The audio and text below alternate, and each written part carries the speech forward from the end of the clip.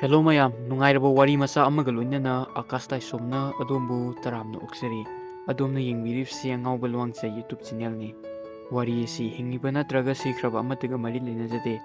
Pumnamak aibana wakhaldagi izabani. Akiba Turel. Rani, ngami simigi imungda poksabi nupi masa amani. Adubu, mapa ibungona matang matam khangdana yumda halakkitabadagi yumgi kuyom nuyom pumnamak sahi tara turukta ngairibi magi koktakta tarami. Nongma magi mapa ibungo asi nga phaba sakhibadagi halakkide. Laikagi mi changdana thiba yaba mapung kaya thirabasu phangma kauba leitre. Mapana ikhang khangawdana halaktabasi ranida yamna nungaitabaga amasung yamna singnaba po'i. Mama ibemasu masa asi sifet nabana yumgi matung masagi sana thaknaba pumnamak mapa ibungona pusillammi. Adubu rani natana mapagi mahut simbinaba leitre.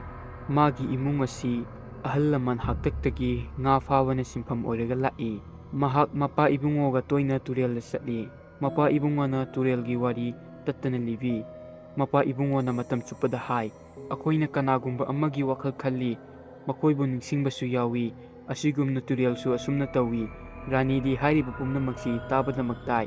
Kari hainingno haibadi khangde. Mahaki haibu wari taraga nungaizaba khaktani. Haujikti mapa leitrabanina mahak matomda nga phaba satlammi. Mahak matomda nga phaba sapasida mabuk fattaba khungi ngamisingna turelda nga phaba sapa yaramde. Adubu mahak nga phaba sattabadi yate. Mahaki khun asi saruk ani thoi. Amana turel achauba taba mi yamna leiba asini. Atopa saruk amadana umang oi. Umang asi asuki matik sukpana akiba po'i. Adubu khungi miyoisingna umang asigi mayaida turel ama lei haina hai. Maram aduna rani nga phadabadi yadabanina turel asida satpa tarami. Putyom thangam yomlaga jangal makai tamlakhi. Rani na mafam asida fana kuina lairaklabasu hairiba umang asigi manungda sanglaktri. Nungthilgi matam oijarabasu umang asi sukpana nungsa masak uba phangde. Amukna sakina khongbagi khonjel, amukna lingna khuku kambagi khonjel. Khonjel mayam asina jangal asida tattana nilli. Khonjel kaya asina rani busu akiba pokhalli. Adubu thongna phudoktuna rani umanglomda leptana changsilai. Ngahak leiraga khara thapna turel ama uba phangle. Turel manak changsillaga ising khara thaklammi. Rani na ising thakna ising imaida yenglubadadi mahaki mamigi mahut mapagi mami oina ukhi. Rani na khudakta baba haina laukhi. Amukna mana yengubadadi mafam aduda kadisu leiramde. Rani na magi wakal oira male maseng marang uba male na khanjai. Mahakna nga phanaba lang thaba haurakhi. Mahakna lang adu turelda langi. Tawbadabu mahak masa balance tawba ngamdaduna turelda masa pulap tasillammi. Rani di iroibasu haite adubu masa matomda kanjanaba hotnajari. Mahakna kanna hotnaduna tureldagi kakhlakke tawba matamdadi makhongda masak khangdaba amana yanbagum tawrakhi. Rani di kibanan loire. Mana makhong adu ngamjabi thaduna firing kawi.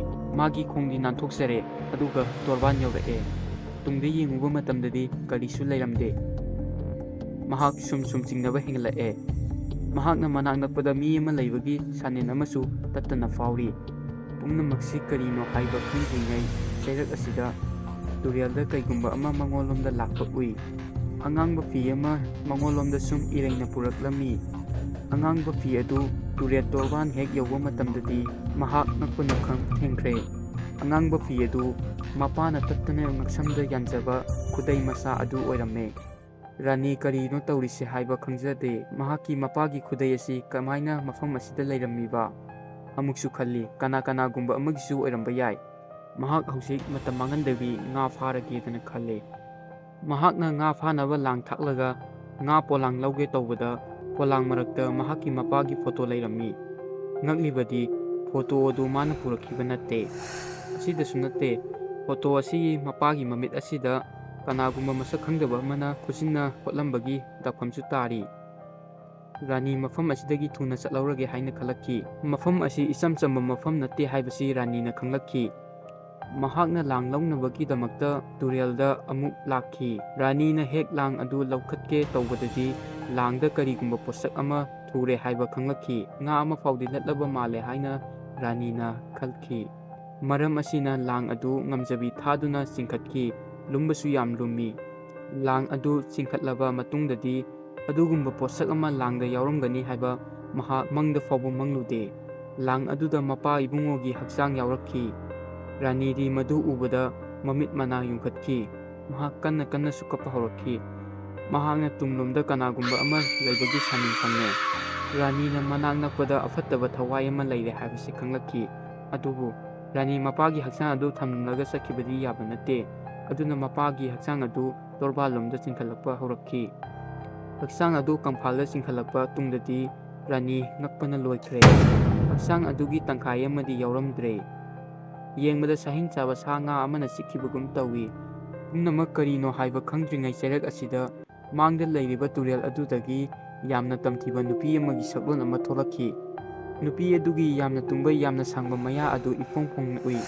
ꯍꯛꯆꯥꯡ ꯄꯨꯝꯕ ꯃꯨꯁꯤꯟ ꯃꯨꯏ꯫ ꯃꯃꯥꯏꯗ E ꯀꯌꯥ ꯇꯩꯔꯤ꯫ ꯅꯨꯄꯤ ꯑꯗꯨ ꯔꯥꯅꯤꯗ ꯅꯣꯛꯐꯦꯠ ꯇꯧꯔꯛꯏ꯫ ꯃꯃꯥꯡꯃꯛꯇ ꯂꯩꯔꯤꯕ ꯏꯁꯤꯡ ꯑꯗꯨ ꯏꯒꯤ ꯇꯨꯔꯦꯜ ꯑꯣꯏꯔꯛꯈꯤ꯫ ꯔꯥꯅꯤ ꯀꯟꯅ ꯂꯥꯎꯔꯛꯏ꯫ ꯍꯟꯅ ꯐꯥꯎꯕ ꯌꯦꯡꯂꯝꯗꯅ ꯃꯐꯝ ꯑꯁꯤꯗꯒꯤ ꯊꯨꯅ ꯆꯦꯜꯂꯛꯈꯤ꯫ ꯅꯨꯃꯤꯠ ꯑꯁꯤꯗꯒꯤ ꯔꯥꯅꯤ ꯑꯃꯨꯛ ꯍꯟꯅ ꯎꯃꯪ ꯑꯁꯤꯗ ꯂꯥꯛꯈꯤꯗꯦ꯫ ꯃꯍꯥꯛꯀꯤ ꯋꯥꯔꯤ ꯑꯁꯤ ꯀꯅꯥꯅꯁꯨ ꯊꯥꯖꯕꯤꯔꯝꯗꯦ꯫ ꯃꯍꯥꯛꯅ ꯃꯍꯥꯛꯀꯤ ꯃꯄꯥꯁꯨ ꯅꯣꯡꯃ ꯃꯐꯝ ꯑꯗꯨꯗ ꯉꯥ ꯐꯥꯕ ꯆꯠꯄ ꯑꯣꯏꯔꯝꯒꯅꯤ꯫ ꯑꯗꯨꯒ ꯃꯄꯥꯁꯨ ꯑꯐꯠꯇꯕ ꯊꯋꯥꯏ ꯑꯗꯨꯕꯨ ꯊꯦꯡꯅꯕ ꯑꯣꯏꯔꯝꯒꯅꯤ꯫ ꯑꯁꯨꯝ ꯇꯧꯗꯨꯅ ꯆꯌꯣꯜ ꯀꯌꯥ ꯍꯧꯈ꯭ꯔꯦ꯫ ꯍꯧꯖꯤꯛꯇꯤ ꯔꯥꯅꯤ ꯊꯦꯂꯥ ꯒꯥꯔꯤꯗ ꯍꯤꯟꯖꯥꯡ ꯌꯣꯜꯂꯒ ꯄꯩꯁꯥ ꯇꯥꯟꯗꯨꯅ ꯏꯃꯨꯡ ꯄꯨꯔꯒ ꯂꯩꯔꯤ꯫ ꯍꯧꯖꯤꯛ ꯐꯥꯎꯕ ꯃꯥꯒꯤ ꯃꯪꯗ ꯐꯠꯇꯕ ꯊꯧꯗꯣꯛꯁꯤꯡ ꯑꯗꯨ ꯇꯠꯇꯅ ꯎꯔꯤ꯫